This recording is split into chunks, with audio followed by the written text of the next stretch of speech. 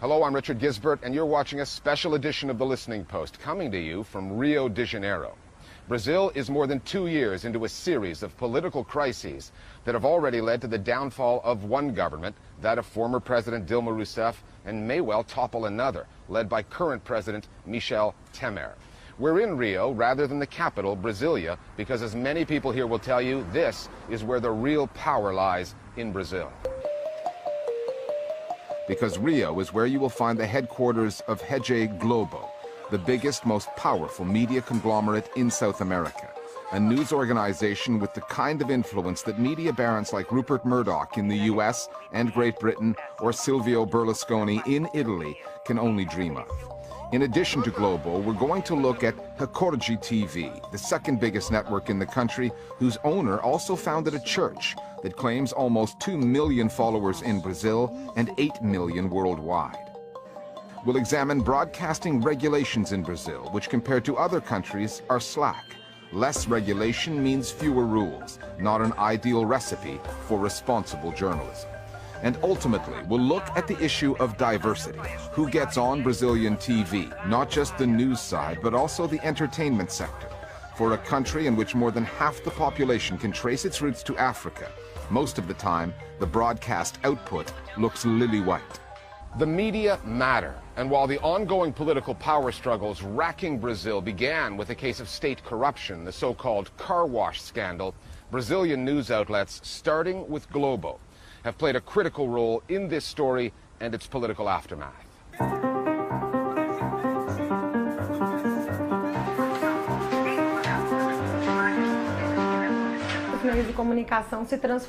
The media has become a political player that is powerful enough to influence public opinion.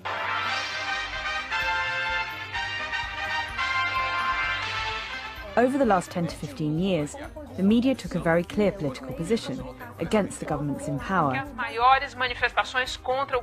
and the country became divided in two, between those who supported the previous government and those who didn't want it to remain in power.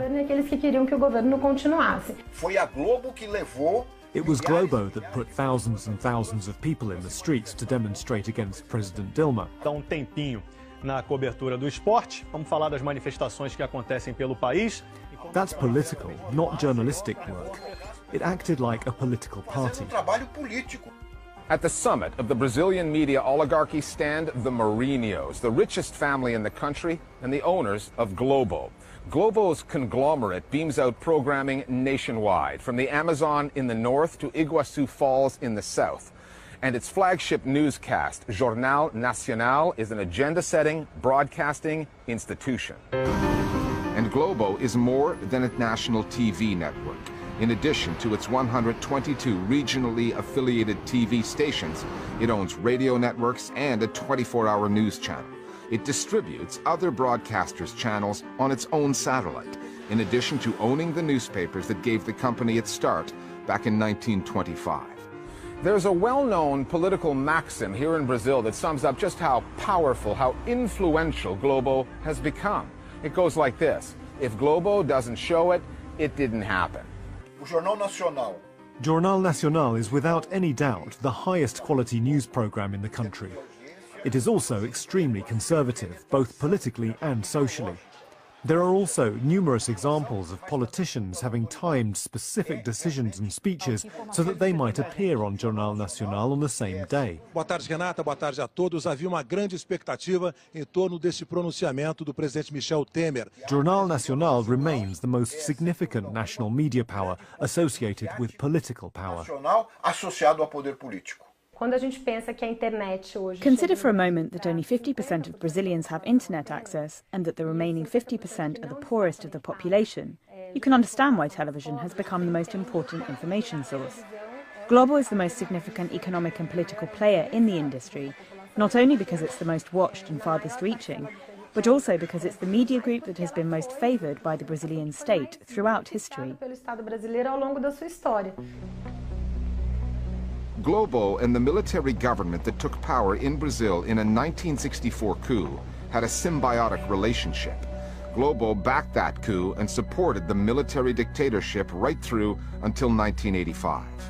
All you need to do is read the headlines of the O Globo newspaper from the days following the coup. They were celebrating the fall of a constitutional government, of an elected government. They supported the coup. The military government put their support behind a media group that was still growing. And they facilitated that growth, partly by providing public funds and partly by not imposing any rules against the concentration of ownership. No Brasil desde os anos 60. In 2013, almost 30 years after the end of military rule, Globo apologized for backing the coup, but not for its coverage of the regime that followed. E há também o reconhecimento de erros, como o apoio editorial ao golpe militar de 1964. And Globo produced some of its most infamous journalism during that 21-year period. In January 1984, hundreds of thousands of demonstrators took to the streets of São Paulo demanding a return to democracy. Globo could not ignore the story, but instead of reporting the facts, it told its viewers that what they were watching was a celebration. Festa em São Paulo. A cidade comemorou seus 430 anos com mais de 500 solenidades. In 1989, in Brazil's first national election in more than 2 decades, a debate took place between Globo's favored candidate, Fernando Collor, and the leftist candidate, Lula da Silva. Actually, there were 2 debates, the one that really happened and the version Globo edited heavily and put on the air. The way the debate was edited was one of the biggest scandals in Brazilian television history. Reveja agora alguns momentos do debate. It showed the best of Collor and the worst of Lula. Está uma candidatura que esposa teses estranhas ao nosso meio, teses marxistas. After some time, Globo's owners became disenchanted with Collor, and so they campaigned to get him impeached. No caso do Grupo Globo, it's not only Globo, it is also true of all the other mainstream media groups that they have been aligned historically with politically conservative interests that defend the status quo, supporting the interests of the dominant elite in Brazil. If you make a historical analysis, they continue to act the same, representing the same interests. That's what many Brazilians saw in the movement that brought down President Dilma Rousseff last year. Globo and other like-minded media groups campaigning to overthrow a democratically elected government. O ritmo das bombas políticas que estão caindo sobre Brasília é ritmo quase diário. A counter-movement against media outlets with political agendas was born. Globo's reporters in the field were confronted with accusations of backing a coup. A golpe in Portuguese. At the same time, a term was popularized. Media outlets were called Partido da Imprensa Golpista, which translates to Party of the Pro-Coup Press. Brazil's powerful media monopolies have grown into what they are, largely because of a regulatory vacuum. There is no broadcast regulator here, which is extraordinary for a country of this size. There's no law preventing politicians from owning media outlets, so many of them do.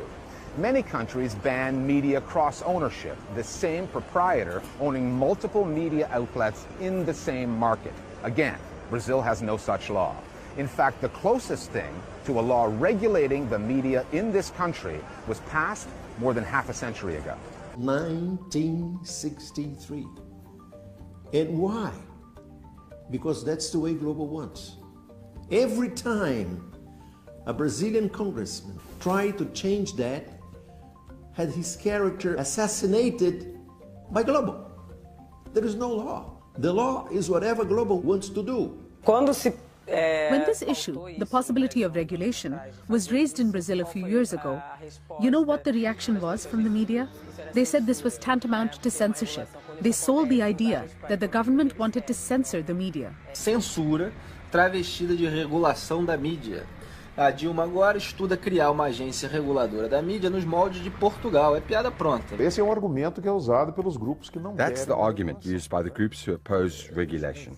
They accuse anyone who wants to end this oligopoly of trying to censor the content.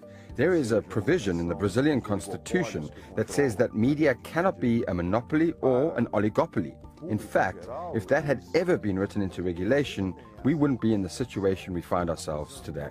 Então, a Constituição brasileira The Constitution prohibits politicians from controlling broadcasters, but there's no legislation to enforce that. So there are 40 politicians in Brazil who directly own radio and TV stations. You're the mayor of a city, and you also own the main newspaper, radio or TV station. You use the media to remain in power, or you reach power and then you acquire media outlets and use what should be a public service for your own political benefit. Para o seu benefício político. Hoje, que sentido faz você? What sense does it make these days to fill broadcasting with rules, when at the same time you have the internet and heaps of unregulated content? Regulation does not keep up with the evolution of technology. It makes no sense saying that the system is dominated by one party, pointing and saying, but that network has 40% of the market. Of course, someone is always going to be first, and someone will always come last. It doesn't make sense to regulate television when you can go online and see whatever you want. Lula and Dilma had not the political courage to face global. They say that they didn't have the political consensus or the political power to do that, but in the end, when Dilma was kicked out of power, they recognized that they had made their greatest mistake. O presidente da Câmara, Eduardo Cunha, acaba de anunciar que acolheu um pedido de abertura de processo de impeachment contra a presidente Dilma Rousseff. They blinked and Globo kicked them out of power. We contacted Globo to give the company a chance to respond to its critics. It chose not to. Globo does have its competitors, all of them owned by wealthy families or individuals. However, plurality in media ownership here has failed to deliver a plurality of views. Media owners in Brazil are, without exception, white and conservative. They compete for audiences, but do so mostly from the same political and social points of view. TV Brasil, diferente que nem você. Brazil did not even have a publicly owned TV broadcaster until 10 years ago, when Dilma Rousseff's predecessor, the aforementioned Lula da Silva, was president. He created EBC over the objections of private media owners. Having got its start decades after its competitors, EBC has a lot of catching up to do. Its ratings are microscopic, less than a 1% share. When it was launched, conservatives called EBC Lula TV. They can't even do that anymore. Last year, President Temer appointed one of his political allies to run the channel. One organization that changed the ownership formula on the private side is a TV network called Hipocrisia. Its owner is a billionaire, Edir Macedo, who doubles as a church bishop.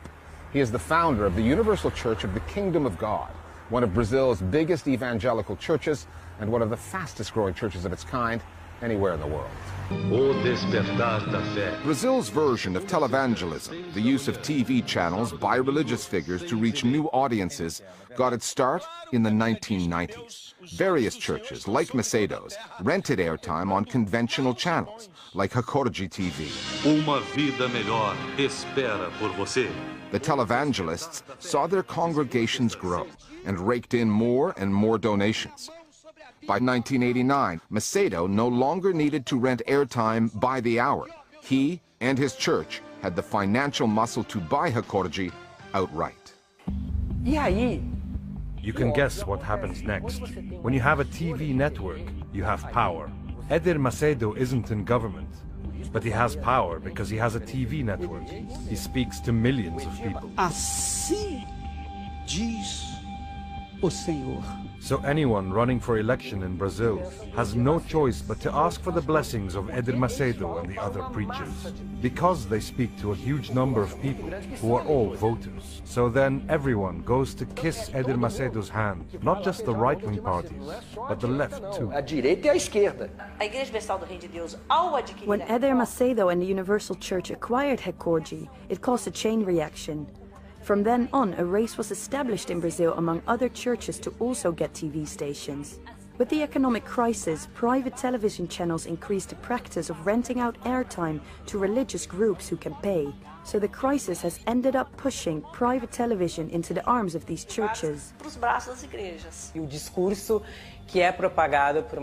And the discourse spread by many of these religious leaders is very hostile to those of African heritage, to women's rights. Nós estamos mostrando às pessoas que isso aqui, olha só, meu amigo, olha só, aqui, isso aqui não funciona, aqui, isso aqui não é. Hipocrisia specifically has criminalized Afro-Brazilian religions, portraying them as devil worship. Some groups have actually won legal cases against Hipocrisia, forcing them to broadcast programs which treat these religions with more respect. De maneira respeitosa sobre essas religiões.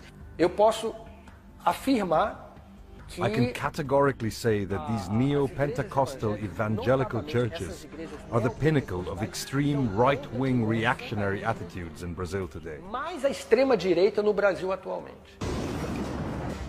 One might think that Brazil's church-owned or affiliated TV channels would not have that much in common with Globo and other purely commercial outlets. However, the content isn't all that different.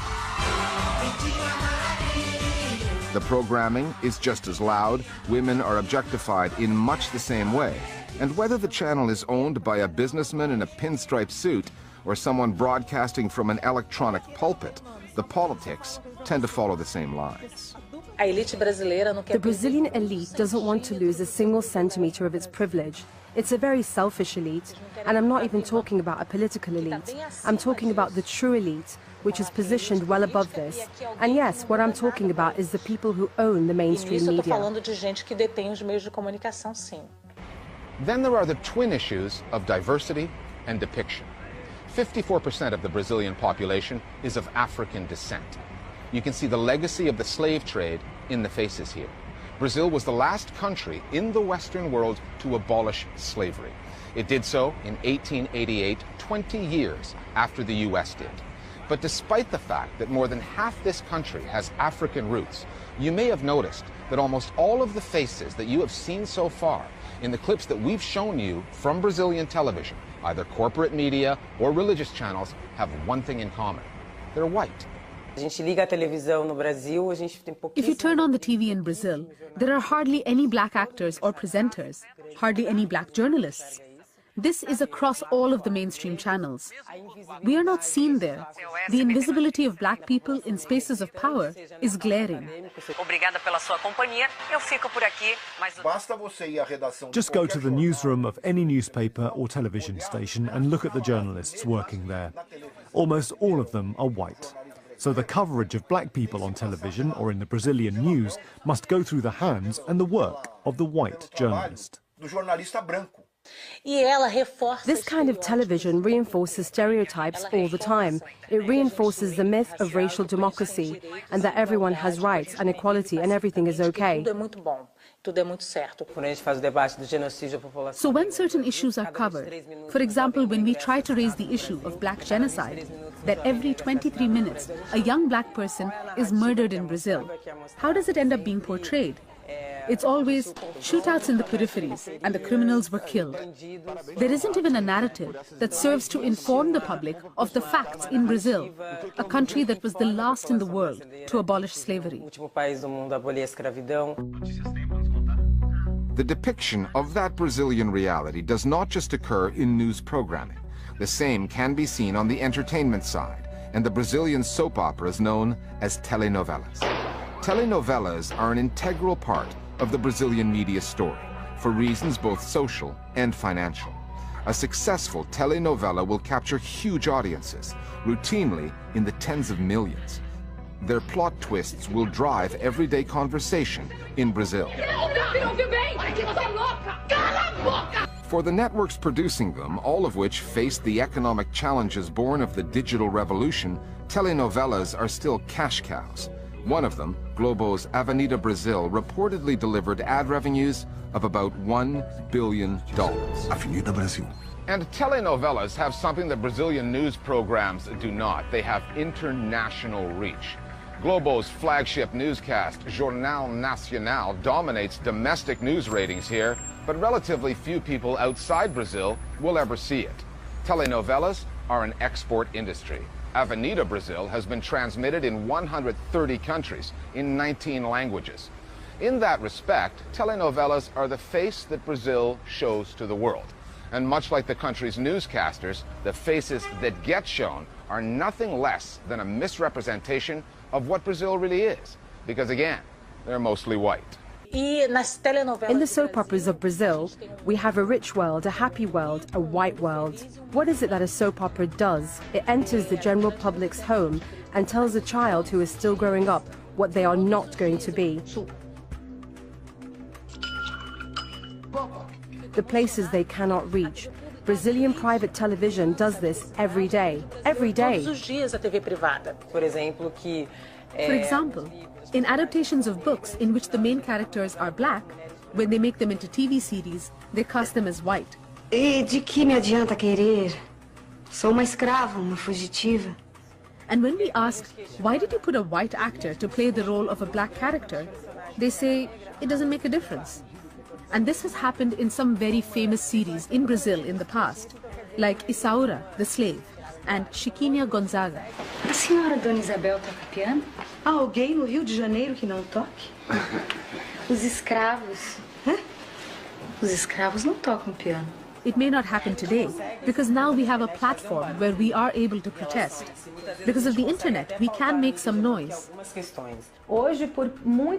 After a lot of pressure from the black movement, you can see, little by little, black actors gaining leading roles in soap operas. Uma o quê? Vamos, complete a frase. Uma negra, não é isso que você ia dizer?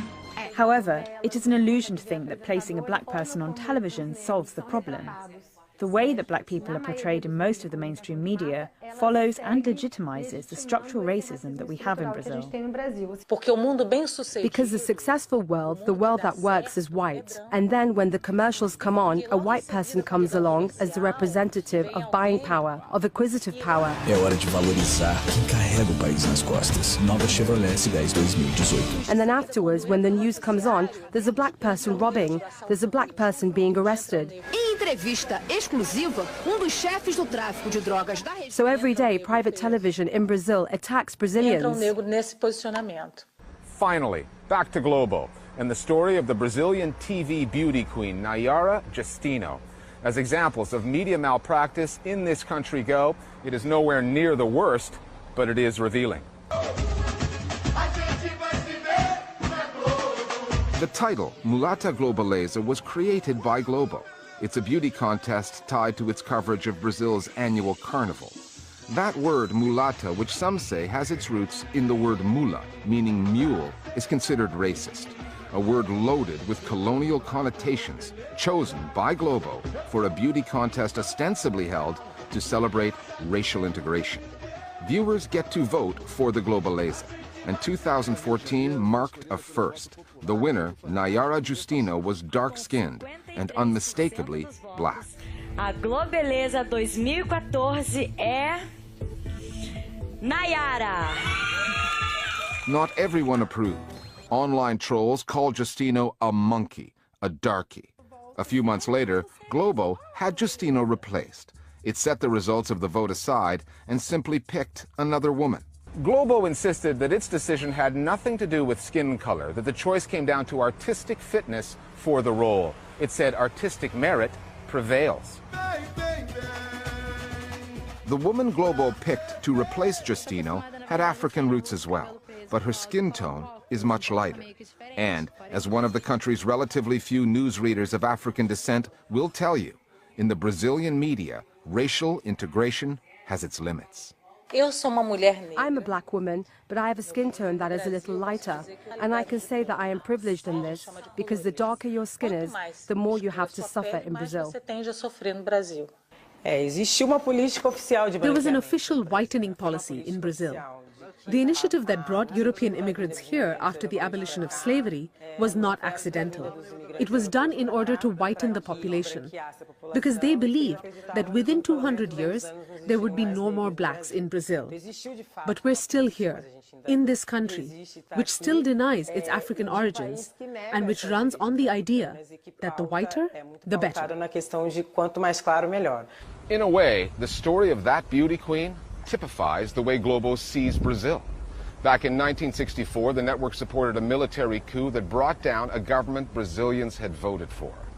2 years ago, Globo called its viewers onto the streets to help depose another democratically elected government. Globo is not even above overturning a public vote for a beauty queen if the choice of the people fails to align with the network's idea of who should represent Brazil. You've been watching a special edition of our program on the Brazilian media, who they are not, and the influence they wield in this, the world's 5th most populous country. We'll see you next time here at the Listening Post. Nós interrompemos a programação para informar que o presidente de Salomão, o santuário da Igreja Universal de Deus, maior, mais moderno centro de produção de televisão da América Latina. Que esta revista morre há anos contra Lula e contra mim.